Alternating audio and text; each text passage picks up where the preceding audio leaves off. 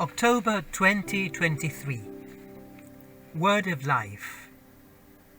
Give therefore to the emperor the things that are the emperor's, and to God the things that are God's. Matthew chapter 22, verse 21.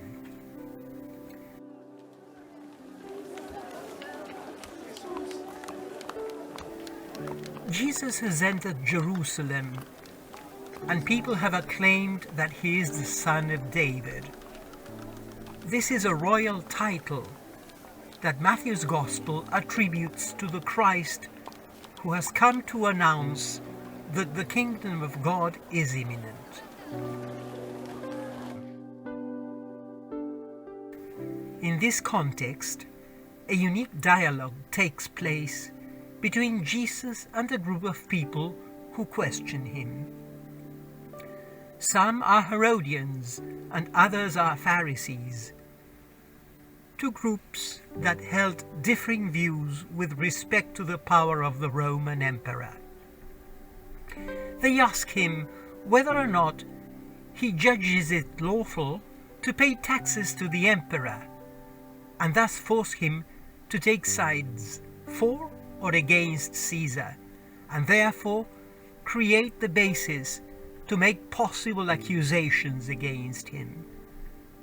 But Jesus answers with another question about the image stamped on the coinage of the time.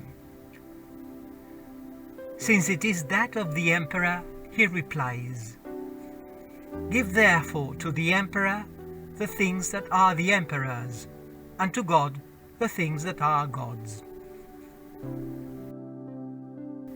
But what is due to the emperor Caesar, and what is due to God?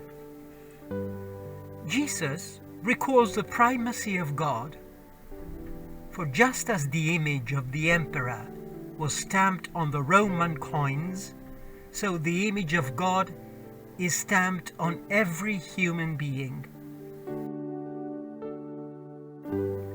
The rabbinic tradition itself affirms that every person is created in the likeness of God, just as Caesar's image was imprinted on coinage. When a person stamps several coins with one seal, they are all similar to one another.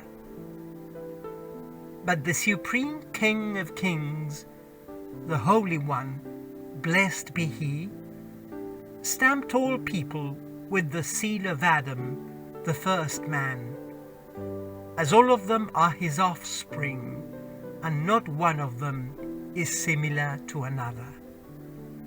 Therefore, it is to God alone that we can give ourselves completely. To Him alone we belong to, and in Him we find freedom and dignity. No human power can claim the same allegiance. If there is anyone who knows God and can help us give Him His rightful place, it is Jesus. For Him, to love meant doing the Father's will with all His mind, heart, energy, and life itself. He gave Himself entirely to the Father's plan for Him. The Gospel shows us that His focus was always upon the Father. He asks the same of us. To love means to do the will of the Beloved, without half measures, with our whole being. We are asked to do this wholly and completely, because we cannot give God anything less than everything. Our whole heart, our whole soul, our whole mind. Give therefore to the emperor the things that are the emperor's, and to God the things that are God's. Often we are faced with dilemmas or difficult choices that threaten to make us slip into the temptation of finding a loophole or an easy way out. Jesus too was tested when faced with two ideological solutions, but for him it was clear. The priority was the coming of the kingdom of God and the primacy of love.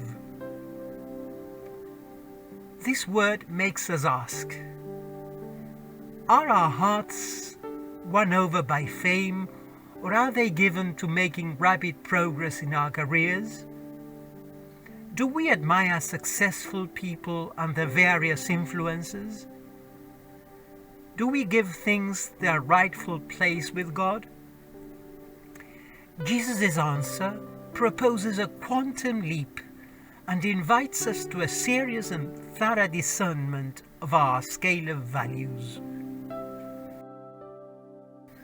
Deep in our consciences, we can discern a voice that is sometimes subtle and overpowered by other voices, but nevertheless recognizable. It is the voice that urges us to tirelessly seek ways of creating fraternity and always encourages us to renew this choice, even at the cost of going against the tide of current opinion. This is a fundamental exercise if we wish to build the foundations of genuine dialogue with others and try to find together adequate answers to the complexity of life. This does not mean we shirk off personal responsibility towards society, but that we offer ourselves in selfless service to the common good. Give therefore to the emperor the things that are the emperor's, and to God the things that are God's. During the time Dietrich Bonhoeffer was imprisoned and eventually executed for civil resistance toward Nazism, he wrote to his fiancée, "I do not mean the faith that flees the world, but the faith that endures in the world and loves and remains faithful to the earth, despite all the tribulations it brings us. Our marriage must be a yes to God's earth. It must strengthen our courage to work and create something on earth. I fear that Christians who dare to stand with only one foot on earth will have only one foot in heaven too." Edited by Letizia Magri and the Word of Life team.